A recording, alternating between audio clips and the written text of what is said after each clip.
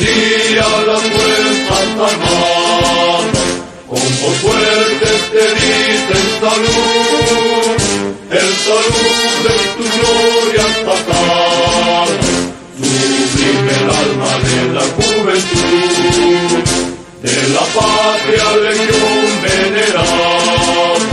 alma doble de gloria y honor, Dios te otorga bendita mirada,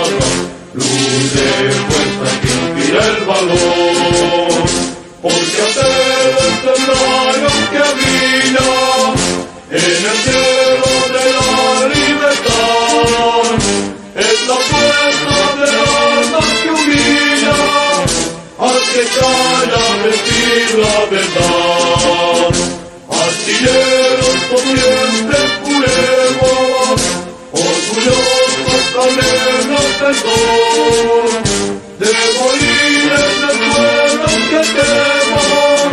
abrazados al noble cañón. Porque fiel compañero en la guerra, fuerte acero cual me izquierda, es el rugir del cañón,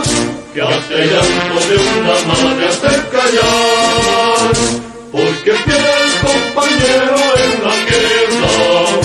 fuerte acero cual me izquierda, es el rugir del cañón, que hasta el llanto de una madre hace callar.